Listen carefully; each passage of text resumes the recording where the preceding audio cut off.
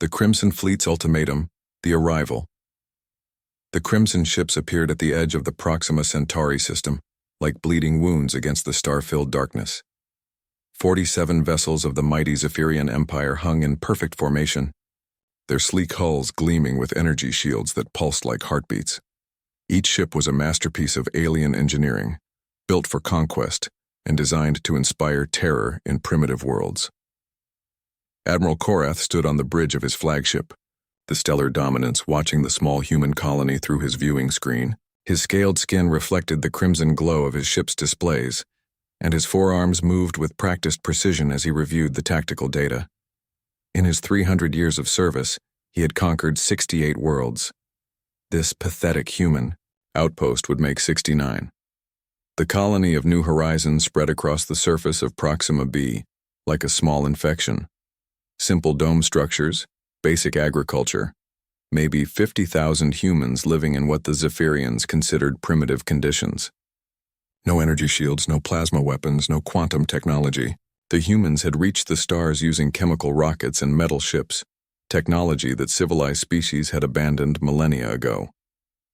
"Sir," reported his communications officer, "we are detecting radio transmissions from the colony. They know we are here." Korath's mandibles clicked in amusement. "Of course they do. Even primitive species can detect our approach, open a channel to their leadership." The main screen flickered, showing a middle-aged human woman in a simple blue uniform. Her dark hair was streaked with gray, and her brown eyes held a calmness that surprised Korath. Most species showed fear when facing the Zephyrian fleet for the first time. "I am Captain Elena Vasquez, commander of New Horizon Colony," she said in accented but clear galactic standard. "We've been monitoring your approach for 3 days. You're far from Zephyrian space. I am Admiral Korath of the Imperial Crimson Fleet," he replied, his voice carrying the authority of countless victories. "You will surrender this world immediately. Your species will be relocated to designated sectors within the Empire. Resistance will result in the complete destruction of your colony." Captain Vasquez leaned back in her chair, studying Korath with an expression he couldn't read. "Admiral, I need to ask you something. In all your conquests, how many species have you faced that were actually prepared for war?" The question caught Korath off guard. "What kind of question is that?" "A simple one," Vasquez replied. "Most species you've conquered were peaceful, weren't they? Scientists, farmers, philosophers, people who built their civilizations around cooperation and growth. They surrendered because they valued life over conflict." Korath's tactical officer whispered urgently, "Sir, they're trying to stall for time. You have 1 hour to evacuate your military personnel and prepare for occupation," Korath announced. "Any resistance will be met with overwhelming force." Captain Vasquez sighed deeply.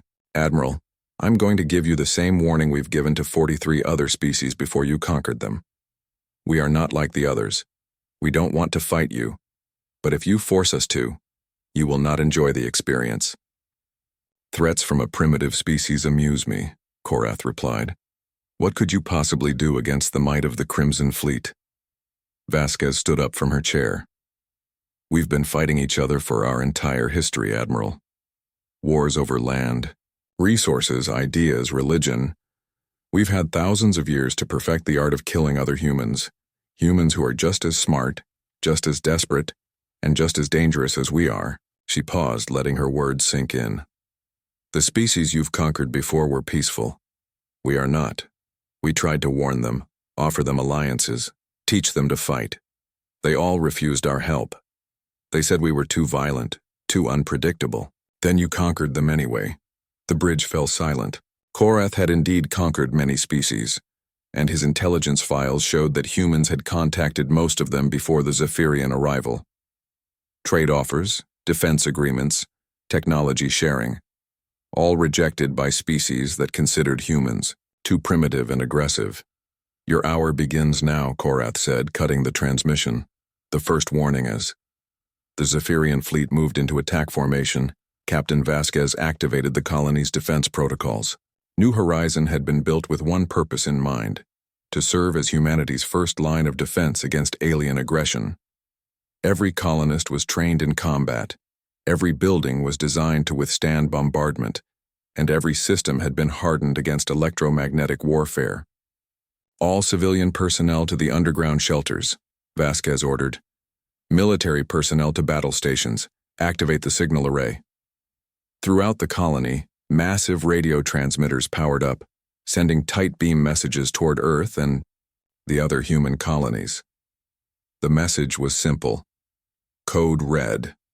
Zephyrian Empire has arrived, implementing Protocol 7. On the surface, what appeared to be agricultural domes began to transform. Hidden mechanisms revealed themselves as the structures unfolded like mechanical flowers, exposing weapon systems that had been disguised as farming equipment. Particle beam emitters that had been used for soil preparation now turned skyward. Magnetic railguns that had launched supply containers into orbit now loaded with different cargo. Admiral Korath watched this transformation with growing unease. His sensors detected the energy signatures of weapon systems, but the technology was unlike anything in his databases. The humans were using hybrid systems that combined their primitive techniques with salvaged alien technology in ways that seemed impossible. "Sir," reported his science officer, "their weapon systems are unusual. They appear to be using fusion reactors to power magnetic acceleration systems. The projectiles are simple metal rods, but the velocities they're achieving are extraordinary." "Kinetic weapons," scoffed his tactical officer. "Barbaric technology." "Begin bombardment," Korath ordered. "Target their weapon systems first." The Crimson Fleet opened fire with coordinated plasma strikes. Brilliant beams of energy lanced down from space, designed to overload shield systems and melt armor plating. But the human structures didn't use energy shields. Instead, they employed thick layers of ablative armor that absorbed and dissipated heat energy while protecting the vital systems beneath. The plasma strikes hit their targets, but the human weapons remained operational. Worse, the energy from the bombardment was being collected and redirected into the colony's power grid, actually strengthening their defensive systems. "Impossible," Korath muttered. "No species uses energy absorption technology." Then the humans fired back. The first kinetic projectile left the surface of Proxima B at 17 kilometers per second. It was nothing more than a tungsten rod, 1 meter long and 10 centimeters wide, but moving at that velocity, it carried the kinetic energy of a small nuclear warhead. Korath's flagship had energy shields designed to deflect plasma and particle beams, but they were useless against solid matter. The projectile punched through the stellar dominance like it was made of paper. It entered through the forward hull, passed through 3 decks, demolished the secondary reactor, and exited through the engine section. Alarms screamed across the bridge as the ship lurched and began to lose power. "Hull breach on deck 7. Through 9, the damage control officer shouted. "Secondary reactor offline, stabilizers failing." More projectiles followed. The human colony had 12 railgun installations, each capable of firing 1 round every 30 seconds. Simple mathematics told Korath that his fleet was being subjected to 24 high-velocity impacts per minute, and his shields were worthless against them. The cruiser Crimson Blade took a direct hit to its command section. The bridge exploded in a shower of sparks and twisted metal. As the kinetic projectile transferred its enormous energy into the ship's structure, the vessel went dark and began to drift. "Return fire," Korath commanded. "All weapons on maximum power." The Zephyrian fleet unleashed everything they had: plasma cannons, particle beams, quantum torpedoes, and disruptor rays. The space around, New Horizon lit up like a small star as enormous amounts of energy poured down toward the human colony. But the humans had learned from studying the wreckage of 43 conquered civilizations. They knew exactly what Zephyrian weapons could do, and they had prepared accordingly. The colony's structures were built to absorb energy rather than deflect it, turning the Empire's greatest strength into fuel for human weapons. The psychology of War Captain Vasquez watched the battle from her underground command center. Around her, dozens of technicians monitored the colony's defensive systems with calm professionalism. There was no panic, no fear, only the focused determination of people who had been preparing for this moment their entire lives. Railgun battery. 3 reports successful hit on target designation 7, announced Lieutenant Rodriguez. Enemy vessel is dead in space. Railgun battery 6 has acquired target designation 12, added Sergeant Kim. Firing when ready, Vasquez activated her communication system, broadcasting on all frequencies that the Zephyrian fleet would be monitoring. She wanted them to hear this. Admiral Korath, this is Captain Vasquez. I hope you're still listening. You're experiencing something that 43 other species never had a chance to see. Humans fighting back. We tried to teach them what we're teaching you now, but they wouldn't listen. Another kinetic projectile found its mark, crippling a Zephyrian destroyer. The ship's fusion reactor went critical, creating a brief star in the darkness of space. See, Admiral, there's something you need to understand about humans. We're not just another species you can conquer and forget about. We've been preparing for this war since we first looked up at the stars and wondered what was out there. Every human child learns to fight. Every human adult knows how to kill. Not because we want to, but because we have to. The Zephyrian fleet began to fall back, their formation disrupted by the unexpected effectiveness of human weapons. 3 ships were already destroyed, 7 more were critically damaged, and the remaining vessels were struggling to mount an effective defense against weapons they had never encountered before. We sent messages to every species you conquered, Vasquez continued. We offered them weapons, training, alliance. We told them exactly what you would do and exactly how to stop you. They all said the same thing.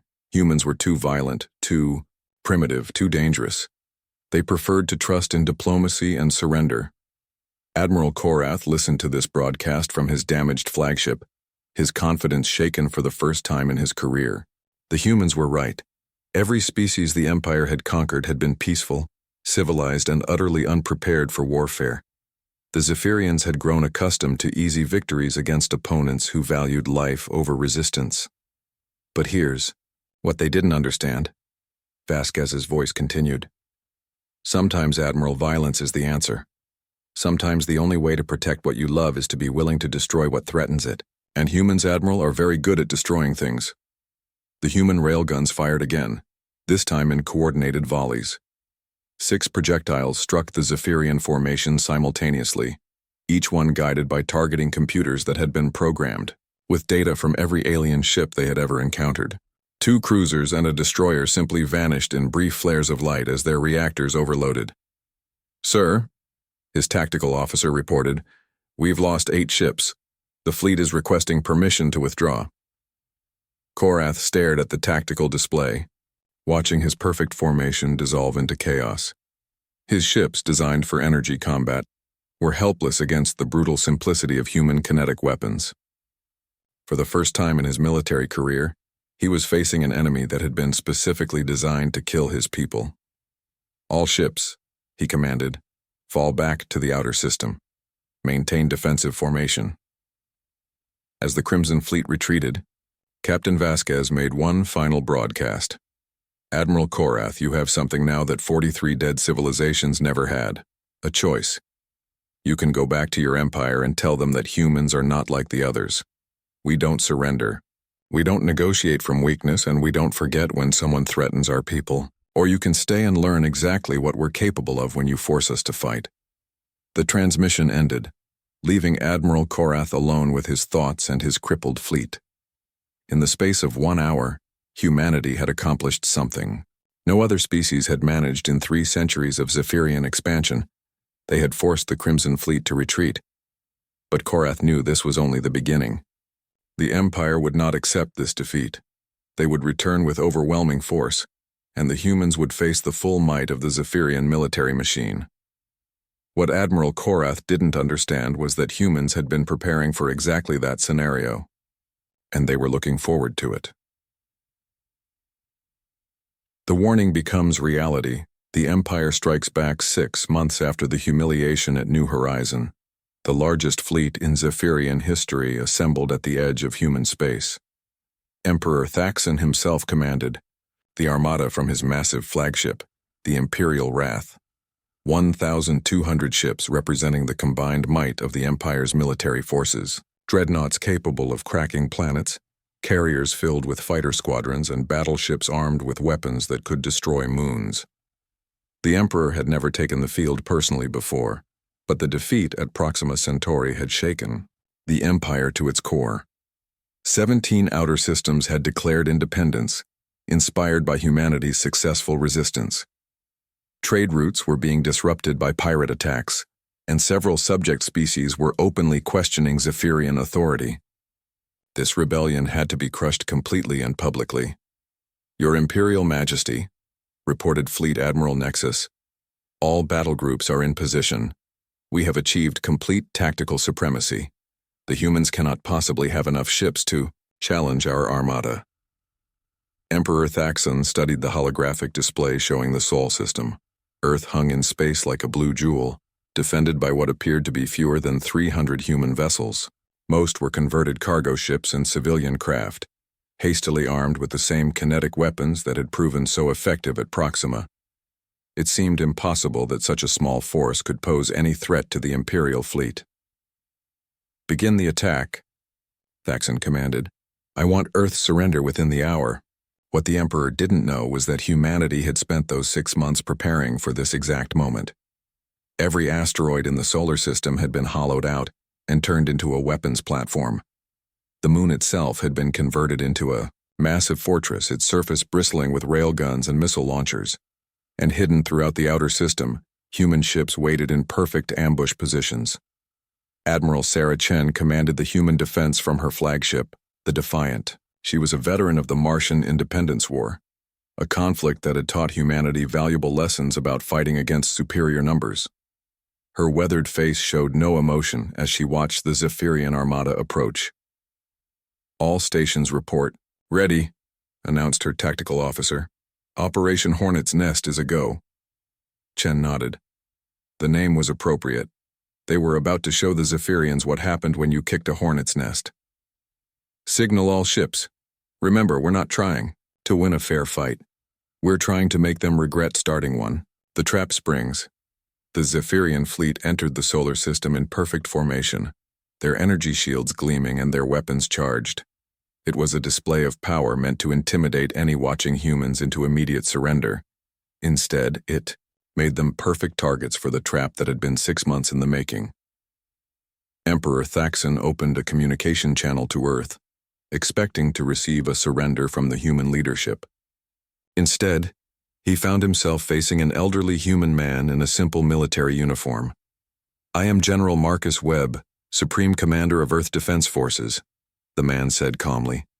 "I assume you're here because Admiral Korath told you we were easy. Pray." "I am Emperor Thaxon, ruler of the Zephyrian Empire," came the reply. "Your species has committed acts of aggression against Imperial forces. Surrender immediately and your deaths will be swift." General Webb smiled, but it was not a friendly expression. "Your Majesty, we sent you a message 6 months ago through Admiral Korath. We told you we didn't want to fight. But if you forced us to, you wouldn't enjoy the experience. You chose not to listen. Your pathetic defense fleet cannot possibly challenge the might of the Imperial Armada," Thaxon replied. "I have brought 1,200 ships to end this rebellion once and for all." 1,200 ships, Webb repeated thoughtfully. "That's actually perfect. Do you know why, Your Majesty?" Before Thaxon could respond, the trap sprang. Hidden throughout the asteroid belt, massive railguns that had been disguised as mining equipment opened fire simultaneously. But these weren't the simple kinetic projectiles that had been used at Proxima. These were cluster munitions, each one containing hundreds of smaller projectiles designed to spread out and overwhelm enemy defenses. The Zephyrian fleet found itself under attack from every direction as thousands of high-velocity projectiles filled the space around them. Their energy shields, designed to deflect coherent beams and particle streams, were useless against the storm of metal death that surrounded them. "Evasive maneuvers," Thaxon shouted, but his massive fleet was too large and too tightly packed to avoid the carefully orchestrated attack. Ships collided with each other as they tried to change course, and the kinetic projectiles found their marks with devastating effect.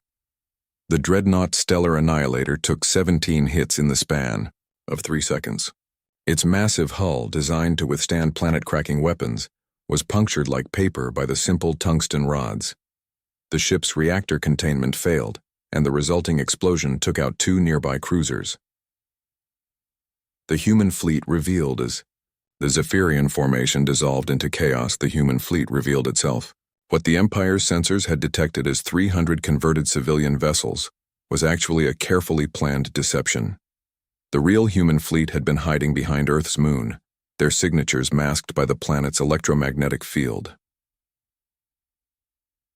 500 warships emerged from concealment, but these weren't the crude converted cargo vessels the Zephyrians expected. These were purpose-built military vessels, designed from the ground up for warfare against energy-based weapons.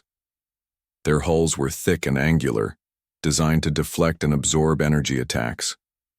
Their weapons were a combination of kinetic systems and captured alien technology, reverse-engineered and improved by human military scientists. Admiral Chen's flagship led the charge, accompanied by the heavy cruisers Yorktown, Enterprise, and Bismarck. Behind them came the destroyers and frigates, smaller and faster ships designed for hit-and-run attacks. And bringing up the rear were the carriers, launching hundreds of fighter craft that swarmed toward the confused Zephyrian fleet. All ships, execute attack pattern Delta, Chen commanded. Target their command vessels first. Let's cut the head off this snake. The human fighters were unlike anything the Zephyrians had encountered before. They were piloted by humans who had grown up, playing combat simulations. People who treated warfare like a 3-dimensional chess game. They moved in coordinated swarms, attacking from multiple directions simultaneously, and using the wreckage of destroyed ships as cover. Fighter pilot Lieutenant Jake Morrison dove his interceptor through the debris field of a destroyed Zephyrian cruiser. His targeting computer locked onto the bridge tower of an enemy battleship. His missile struck home, and the command section exploded in a brilliant flash. "Fox leader to all pilots," he announced over the comm. "Remember, these guys have been bullying peaceful species for centuries. Time to show them what real warriors look like." The psychology of defeat. Emperor Thaxon watched in horror as his invincible fleet was systematically destroyed by an enemy he had underestimated. The humans fought with a ferocity and cunning that no civilized species had ever displayed. They used weapons that violated every convention of modern warfare, tactics that bordered on the insane, and a level of aggression that shocked even his veteran officers. "Sir," reported his tactical officer, "we've lost 300 ships in the first wave. The humans are using the wreckage as cover and launching boarding attacks on our damaged vessels." Boarding attacks? Thaxon couldn't believe what he was hearing. No civilized species conducts boarding actions. But the humans weren't limiting themselves to ship-to-ship combat. Armored assault pods were crashing into damaged Zephyrian vessels, delivering teams of human soldiers directly into enemy ships. These weren't the careful surgical strikes that civilized species might use. They were brutal, overwhelming assaults designed to seize control of enemy vessels through sheer violence. Sergeant Maria Santos led her boarding team through the corridors of the Zephyrian cruiser Crimson Thunder. The aliens were completely unprepared for hand-to-hand combat, having relied on superior technology for so long that they had forgotten how to fight at close quarters. "Room clear," she announced, tossing a stun grenade through a doorway. "Move up. These guys fold like wet paper when you get close." The psychological effect was devastating. Zephyrian crews who had never faced an enemy willing to board their ships found themselves fighting desperate close-quarters battles against humans who had been trained in urban warfare techniques. Within hours, 17 Zephyrian vessels had been captured intact, their crews either dead or surrendering in panic. The final gambit as his fleet continued to disintegrate around him, Emperor Thaxon made a desperate decision. He activated the Imperial Wrath's planet-killer weapon, a massive energy cannon capable of destroying an entire world. If he could threaten Earth directly, the humans would have to surrender. "Charge the stellar destroyer," he commanded. "Target the human homeworld. We'll see how brave they are when their planet is at stake." But General Webb had anticipated this move. Hidden on the far side of the moon, humanity's secret weapon waited for exactly this moment. The Peacemaker was a single-purpose vessel built around a massive railgun that was designed to fire one shot and one shot only. "General," reported the Peacemaker's captain, "we have a firing solution on the enemy flagship. Fire when ready," Webb replied calmly. The projectile that left the Peacemaker's railgun was unlike anything that had been fired before. It was a tungsten rod 3 meters long and half a meter wide, accelerated to 25 kilometers per second by the most powerful magnetic field generator ever built. The kinetic energy it carried was equivalent to a hydrogen bomb. Emperor Thaxon watched in fascination as his stellar destroyer charged to full power. In 30 seconds, he would reduce Earth to a molten ball of rock, and the human rebellion would be over. He never saw the projectile that killed him. The tungsten rod struck the Imperial Wrath amidships, punching through every deck from bow to stern. The impact transferred so much energy into the ship's structure that the massive dreadnought simply came apart, breaking into 3 pieces that tumbled slowly through space. The new reality. The battle for Earth lasted 8 hours. When it was over, fewer than 200 Zephyrian ships had survived to retreat. The largest fleet in the Empire's history had been destroyed by a species they had considered primitive and backward. Admiral Chen stood on the bridge of her flagship, watching the last enemy vessels disappear into hyperspace. Around her, the Xiao crew worked quietly to compile damage reports and coordinate rescue operations. The victory had been costly. Nearly 100 human ships had been destroyed, and thousands of good people had died. But they had proven something important. "General Webb," she said into her communicator, "the system is secure. Enemy fleet is in full retreat." "Well done, Admiral," Webb replied. "Signal all ships. Phase 2 begins immediately." Phase 2 was something the Zephyrians couldn't have imagined. Instead of celebrating their victory, the humans immediately began preparations for their next operation. They had learned the locations of every Zephyrian military base from captured ships and prisoners. They knew which systems were lightly defended and which ones contained the Empire's most important industrial facilities. Within days, human task forces began appearing throughout Zephyrian space. They didn't come as conquerors, but as liberators. Species that had been enslaved for generations found themselves free as human marines secured their worlds and human engineers helped them rebuild their defenses. The Zelthari, the first species to be conquered by the Zephyrians 3 centuries earlier, welcomed the humans as heroes. Their homeworld had been strip-mined for rare minerals, their population reduced to slave labor. But with human help, they began to rebuild. "We tried to warn you," said Captain Vasquez, now promoted to admiral and commanding the Liberation Fleet. She was addressing the scattered remnants of the Zephyrian government via subspace communication. 43 species could have been spared if you had listened to our warnings. Billions of people could have lived free if you had chosen cooperation over conquest.